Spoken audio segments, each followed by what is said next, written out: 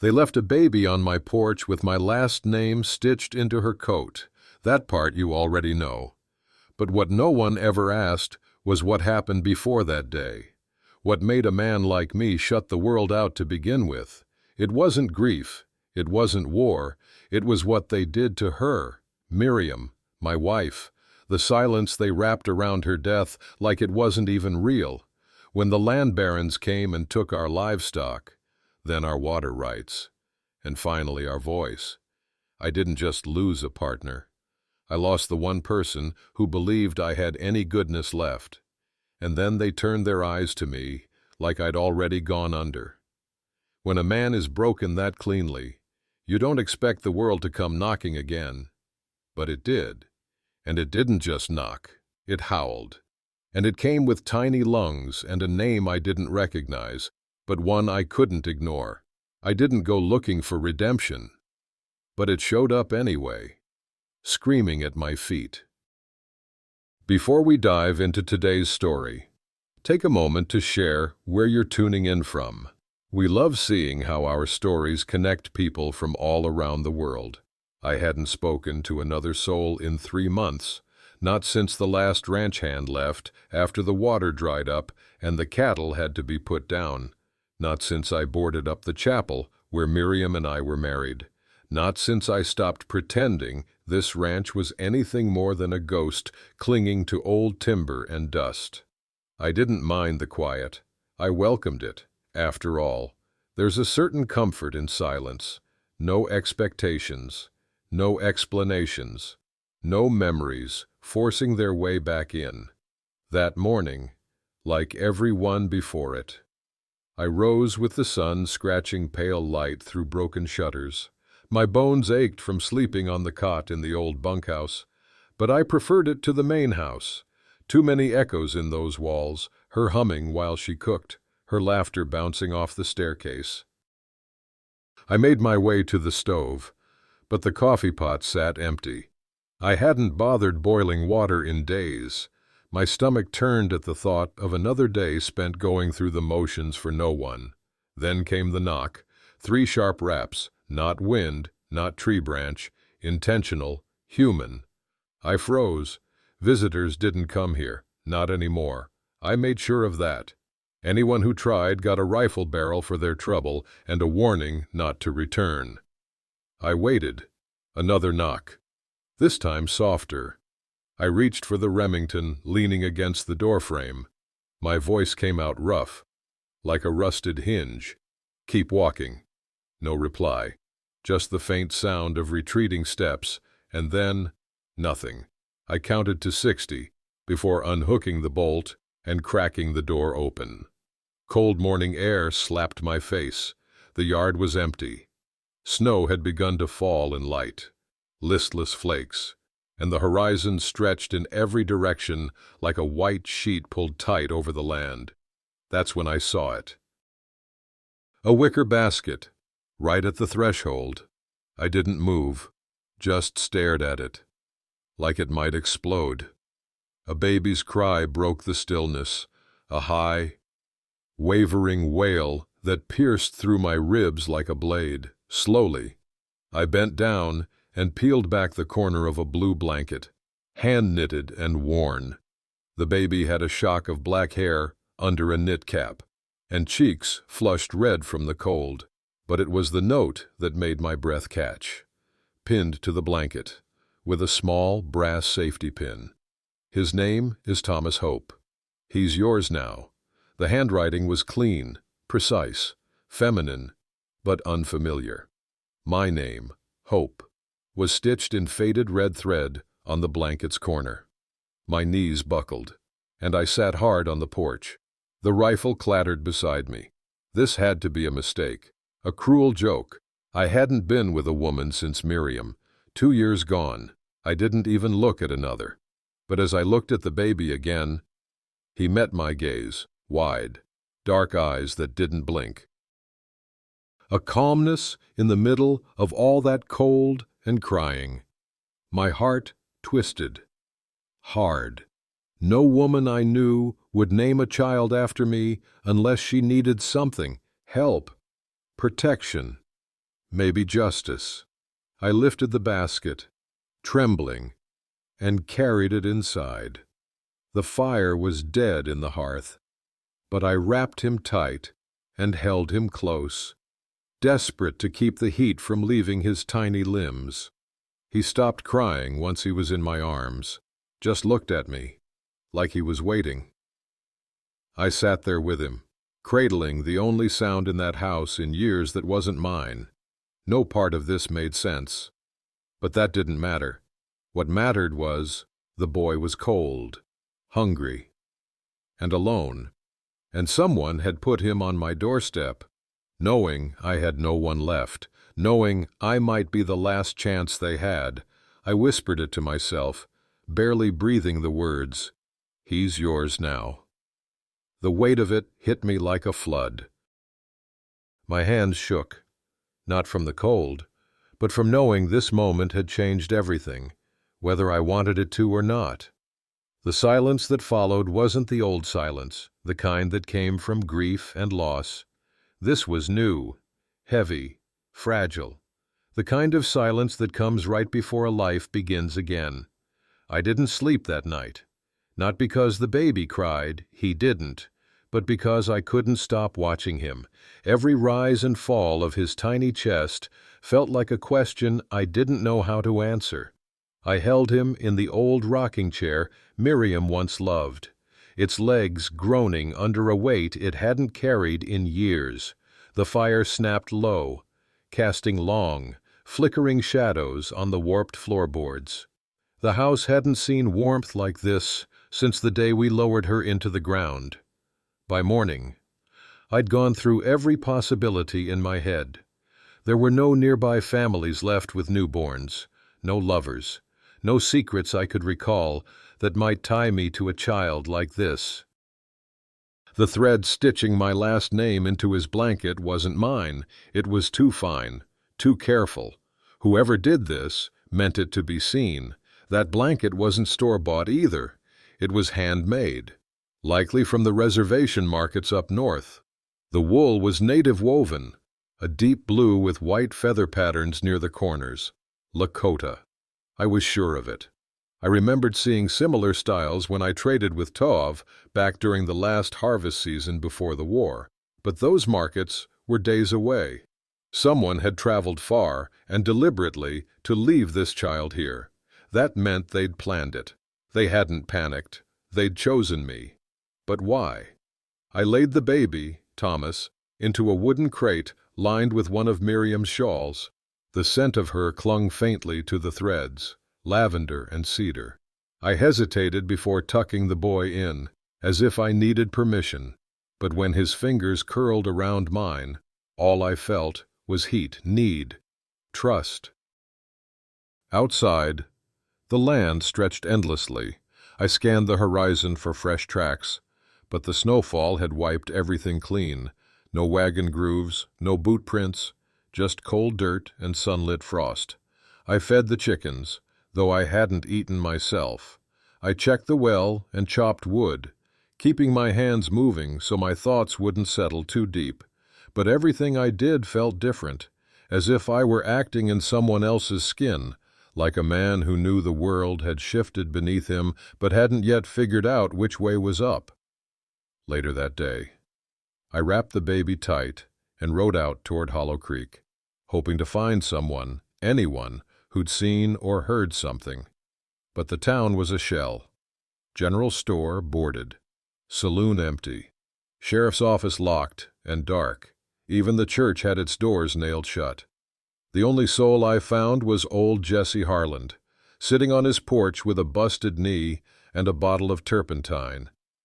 "You look like you seen a ghost," Jesse croaked. When I dismounted, one hand steady on Thomas. "You see anyone ride through here last night?" Jesse squinted. "Not since Tuesday." "Why?" I paused, choosing my words. "Someone left a baby on my porch, with my name." Jesse leaned back in his rocker. "Your name?" I nodded. He whistled low. "Well now, that's something. You think someone's playing a trick?" He shook his head. Ain't nobody left around here clever enough to pull something like that. You ask me. That baby's yours, one way or another. I don't have family. Family ain't always blood. Hope. I looked down at the child. He was sleeping again, mouth slightly open, one fist tucked near his chin. He didn't look like me, didn't look like Miriam, but there was something about the way he breathed, like he belonged here more than I did, back at the ranch. I found myself staring at Miriam's picture. The edges were frayed, and the glass was cracked from when I threw it 2 winters ago. I never picked it back up, but now I did. I set it on the mantel again. I don't know what you'd say about all this, I whispered. But I think you'd want me to try. That night, I unpacked the saddlebag I'd stored away after the war. Inside, I found the old revolver, oil-stained and still loaded. I cleaned it slowly, methodically. I wasn't sure yet who or what was coming, but I could feel it. The baby hadn't come alone. A storm was behind him, and I'd be damned if it took him from me. By the 3rd day, the baby had a rhythm. He fussed at dawn, slept through the late morning, cried like murder by sundown unless I walked him around the porch, and nestled against my chest right before the coldest hour of night. I moved with him now like muscle memory. My hands remembered what to do even if my head didn't. I was warming up bottles, wrapping him in Miriam's shawls, counting his breaths in the dark. I'd stopped asking myself if he was mine. It didn't matter. He was here, and someone had gone through hell to make sure he ended up at my door.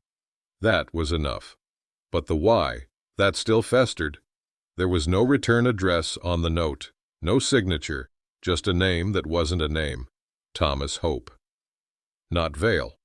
Not anything else. Just mine. And that made it personal. I decided to ride to Tov. If anyone knew what symbols were stitched into that blanket, or where it came from, it'd be him. Tov had traded wool and hides up and down these hills long before the white flags came down and the government started printing new maps with old lies. I bundled Thomas against my chest, saddled the mule, and rode out just after dawn. The land was quiet, too quiet. No deer, no wagon ruts, no smoke in the distance. It was as if the valley was holding its breath. When I reached the foothills, I spotted Tov's cabin nestled between 2 crags, just as it always was. He was outside, mending a snare trap. When he saw me with the child, he didn't speak for a long time. Finally, he stood and said, "That yours?" I nodded. "Depends what you mean." He motioned me inside. The warmth of his fire hit like a wall. I sat near the hearth and pulled the blanket loose to show the stitching. Tov squinted, then leaned in, tracing the threads with a finger. "Made by Seraphine Vale," he said without hesitation. I blinked. "You know her?" He nodded slowly. "She was Lakota, half, like me. Used to work the trading station in Cedar Hollow. Moved west a few years ago. Disappeared." The name stirred something cold in me. Vale. That was Miriam's name before we married. Miriam Vale. I looked down at the child. "She was Miriam's sister," I said. Tov raised an eyebrow. "Then that boy." I didn't answer. I didn't have to. Tov sat back against the wall, arms crossed. "Seraphine disappeared, not because she was lost, but because she was hunted," he said quietly. "The syndicate's been pushing hard on tribal lands. People like her, mixed blood, orphaned, no standing, they're easy to silence. Why leave the child with me? Because you're not just anyone, you're Miriam's husband, and your name still means something." I swallowed hard. The pieces were snapping into place too fast. If they find out he's here, they will come. The weight of it hit me like a punch. This wasn't just a child with a tragic mother. This was a bloodline, a land claim, a threat to men who'd kill to keep their hands clean. I stood to leave. "Thank you." Toav handed me a sealed envelope. "She told me to give you this if she didn't come back." I took it, heart hammering. "She knew it might end this way," he added. I tucked the letter into my coat without opening it. I wasn't ready. The ride home was slower. The sun had started to sink. The land cast long shadows, like arms reaching across the valley to pull everything under. Back at the ranch, I fed Thomas, changed him, and held him close by the fire. The letter burned a hole in my pocket. When I finally opened it, the words were scrawled in neat lines, but the ink had smudged in spots, maybe from rain, maybe from tears. "Hope, if you're reading this, I'm gone. I don't regret it. What I did needed doing. They'll say I ran, or that I lied, but I did neither. I fought, and I failed, but I won't let them bury my son like they buried me. He's not yours by blood, but blood doesn't make a man. Action does. I trust you with what I couldn't save. SV. I sat in silence for a long time. The fire cracked. Thomas stirred and whimpered, then quieted again. I rose, tucked the letter away, and carried him to Miriam's grave. There. I stood in the dark and whispered, "Looks like we got another veil under this roof." The first sign was the rusted horseshoe nailed to my fence. It hadn't been there yesterday. I would have noticed it hung upside down, the way they do when it's not meant for luck, a quiet message from men who don't speak with words. The syndicate had found the trail, and they were letting me know they were watching. I stood at the edge of the yard, the morning wind pressing cold against my back, and stared at that horseshoe like it could answer all the questions Seraphine had left in her letter. My hands tightened around the gatepost, the wood splintering into my palms. They were testing me, seeing if I'd run, seeing if the boy was worth it. I walked back to the porch, where Thomas lay swaddled in the shawl, his mouth slack with sleep. There wasn't a doubt in me anymore. He carried more than a name. He carried threat, leverage, a direct bloodline to the Vale family land, a patch of high plains that sat on top of what the syndicate wanted more than cattle or fences: minerals, copper, silver veins buried beneath generations of dust. It was never about ownership, it was about erasure. I poured myself the first cup of coffee I'd had in weeks and drank it standing up. If they were coming, I'd meet them clean-eyed, around noon. I saddled the mule and headed into Stone Ridge. I didn't take the main trail. I stayed low through the wash routes, hidden under cottonwood cover. It was the way Miriam used to ride when she didn't want the women in town whispering behind her back. The postmaster gave me nothing, no names, no notes, but he handed me a parcel, wrapped tight and tied in twine with no return. Inside was a map, old and creased, the deed to the Vale land, stitched to the edge like a birthright sewn in paper. At the bottom, scrawled in charcoal, was a single phrase: "Protect the child." He is the land. No signature, no seal, just truth. I kept the parcel close and moved toward the old courthouse records office. The clerk was gone, but the room was open. I leafed through property registries until I found it. Plot 17A, Vale Homestead, marked as inactive, slated for syndicate acquisition pending default of claimant. No mention of Seraphine, no mention of the child. They were scrubbing the past clean. I rode hard back to Whisper Hollow, heart pounding, the wind dragging grit across my face like punishment. When I crested the ridge, I saw them. 3 men on horseback, 2 at the gate, 1 on my porch. The one on the porch wore a duster coat too clean for ranch work, boots that hadn't touched mud in years. His hands stayed at his sides, but I could see the butt of the revolver beneath his coat. I slid down from the saddle and walked slow. "You're on private land," I said. The man smiled like he'd heard that line before. "Mr. Hope, we were wondering when we'd find you." "You found me. Now turn around." He tilted his head. "We're not here for trouble." "Then why the horseshoe?" His smile faded. "You have something that belongs to us." I didn't answer. He nodded toward the door behind me. "The boy." My jaw clenched so tight I thought I might break a tooth. "He's mine," I said. "Leave now, and maybe I won't bury you where you stand." One of the others started to dismount. I raised my rifle, fast and smooth, and chambered around. The sound cracked like thunder through the hollow. They froze. "Tell Sykes," I said, "that if he wants the boy, he can come himself, and if he does, he better bring more than horses and talk." The lead man stared a moment longer, then turned and mounted. The others followed. They rode off without another word, their shadows stretching long behind them. I stood there a while, heart thudding, rifle still aimed at nothing. Inside, Thomas had started to cry.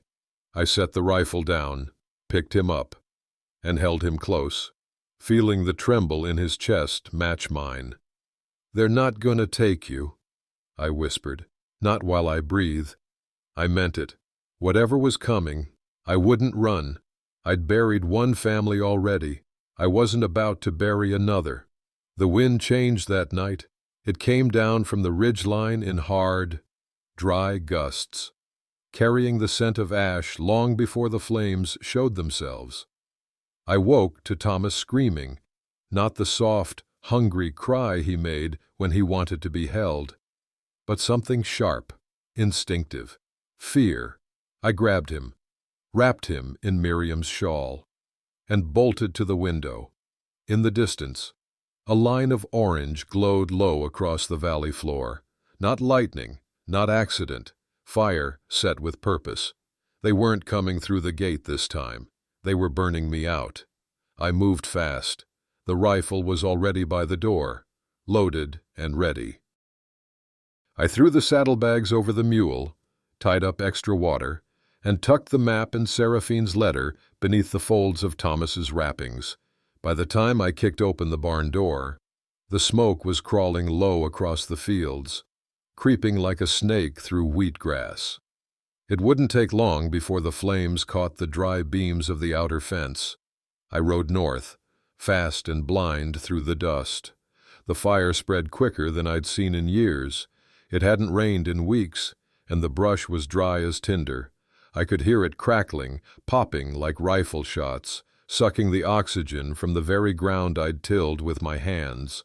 All of it, the barns, the sheds, the fencing, years of labor eaten up in a wall of red. But they'd made a mistake. They assumed the boy was all I had left. They didn't understand. The boy wasn't what I had left. He was the reason I still stood. I made it to the high bluff above the ranch and turned back. From that ridge, I watched the home I'd built with Miriam collapse in on itself, roof timbers crumbling in sparks, flames chewing through years of memories. The grave markers near the cottonwoods lit up like matchsticks. I thought I'd cry, but I didn't. Grief had already emptied me. What filled me now was something else. A steel thread pulled taut inside my chest. Resolve. Thomas stirred in my arms, coughing softly from the smoke that still clung to his blanket. I held him tighter and whispered into the fold of fabric pressed to his ear. "They think fire's enough to scare me. I've already lived through worse." I rode north through the night, sticking close to the riverbed, stopping only to rest the mule and wet a rag against Thomas's lips. By morning, We reached the edge of the reservation line, land that Sykes and his men wouldn't dare step onto without invitation. Toav met me before I even dismounted. "They torched it?" he asked. I nodded. He looked past me, saw the soot, the ash smudged on the baby's cheeks, and didn't ask anything else. He just held the door open. Inside. I laid Thomas on the cot and sank into the chair beside him, muscles burning from hours of tension I hadn't let show. Tov sat across from me, his jaw tight. "They're sending a message," he said. "No," I corrected. "They're begging for war." Tov nodded slowly, then reached under the floorboards and pulled out a wrapped bundle of documents. Seraphine wasn't just hiding, he said. She was preparing. He unrolled a set of affidavits, land records, and birth certificates, all notarized, all stamped, proof. "She filed all this before they silenced her," Toev said. "But it needs someone to carry it." I stared at the papers, then at the boy. And I knew what had to happen. The courthouse in Cedar Hollow hadn't seen a crowd in months. Most folks around here figured justice wasn't something you found in a building, especially not one with rotting floors and a crooked flag out front. But today was different. Word had spread fast. Sykes was being summoned, not for violence, not for fire, but for something he feared more: exposure. I'd spent the last 2 weeks riding between townships, gathering signatures, affidavits, and testimonies, people who'd been cheated, families who'd lost land without a trace of paperwork. Seraphine hadn't just been running. She'd been building a record, a map of rot buried beneath the surface of Whisper Hollow and all the land that surrounded it. Tov stood with me just outside the double doors. Thomas nestled tight against his shoulder. I'd told him not to come, that it might be dangerous. But he looked me in the eye and said, "I won't let you carry this alone."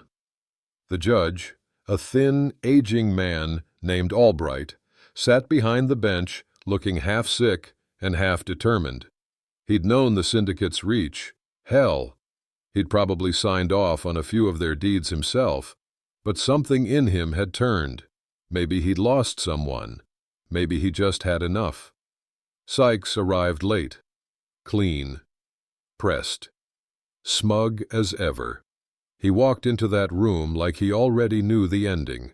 3 of his men flanked the back wall, watching, calculating. I rose when called, took the stand. My voice didn't shake. "I have with me a notarized deed, filed by Seraphine Vale, dated 6 weeks before her death. It transfers all rights to her son, Thomas Hope, her land, her claim, her evidence of ownership. It's all here." I laid it out on the table, dozens of pages, burned in some corners from the fire, but still legible. The courtroom murmured. Sykes just leaned back, lips pursed. "This is a child, not a landowner. No court will honor a claim from an infant." I looked to Judge Albright. "With respect, Your Honor, the law does." Toev stepped forward with a second folder. "We also have proof that Seraphine was under surveillance by men tied to the syndicate, and that her disappearance coincided with the filing of these claims." The judge flipped through the pages, slowly, deliberately. Then he looked at Sykes. "You were warned, weren't you?" Sykes said nothing. Albright leaned forward. "You can leave this courthouse quietly, Mr. Sykes, or I can call for your arrest on charges of fraud, conspiracy, and obstruction of lawful land transfer." The silence was absolute. Sykes stood. "This isn't over." "No," I said quietly, "but your part in it is." He left. His boots clacked too hard across the floor, trying to sound like confidence. But I saw it in his eyes, the tremble of a man who'd lost his grip later that day. The sheriff delivered an arrest warrant. Sykes was gone by nightfall. That evening, Tove, Eloise, and I stood on the ridge above the charred ruins of my home. Thomas was asleep, bundled against my chest. I didn't feel triumphant, just tired. But beneath the exhaustion, something else stirred. Peace, a fragile one, but real. "You did it," Tove said. "No," I replied. She did. I looked down at the baby. We just finished what she started. Spring came slow that year, the kind that crawls over burnt land and refuses to rush. Shoots of green fought their way through the ashes near the cottonwood grove, and one by one, the stones marking the graves took on a kind of defiant beauty, half buried in wildflowers and soot. I rebuilt, but not everything. Some things weren't meant to return. The house stood smaller now, only 2 rooms, a lean-to kitchen, and a wide porch that faced west. I left the charred beams where they'd fallen in the barn. Let them rest, a reminder that everything can burn. But not everything has to be rebuilt the same way. Thomas took his first steps in the grass where the garden used to be. He fell, laughed, and stood again. That boy, he didn't cry like other babies. He watched, took his time, thought about things before reaching for them. Sometimes I saw Seraphine in his eyes. Other days, Miriam. But most days, he was just himself. Tove visited often, brought grain, new seeds, and news from the ridge towns. Sykes never showed again. Word was, he'd skipped the state, left behind a trail of unpaid debts and scared men too proud to admit they once followed him. The syndicate? Well, they weren't done. Men like that never are. But the court had frozen their claim on Vale land, and a new boundary line had been drawn, on paper. Yes, but more importantly, in people's minds. They knew now someone was willing to fight back, to keep watch, to not look the other way. Most folks in Hollow didn't say much about what happened that winter, but they nodded at me when I passed through, left extra sacks of flour on the porch without a word. Even Jesse Harland, cranky as ever, dropped off a rocking chair with Miriam's initials carved on the back. I taught Thomas how to hold a fence post steady, how to listen for rattlers, how to sit still long enough to spot a deer at the tree line. I didn't tell him everything, not yet. But one day I will. I'll tell him about the fire, about Seraphine, about how a boy with no voice inherited a name strong enough to change the way the wind moves through this valley. I'll tell him about the child they left on a doorstep and the man who nearly let silence swallow him whole, only to find his soul again in the smallest pair of hands. And I'll tell him what Miriam told me once, a long time ago, back when the land still bloomed. Sometimes we aren't meant to save the past. We're meant to carry forward what the past tried to build. That boy carries more than a name now. He carries hope. There are moments in life that begin not with thunder, but with a whisper, a single knock on a quiet door, a cry in the cold, or the discovery of something too fragile to ignore. What we choose to do in those moments defines not just our path forward, but the S. This story reminds us that family isn't always formed by blood, but by courage, that legacy isn't built through inheritance, but through sacrifice.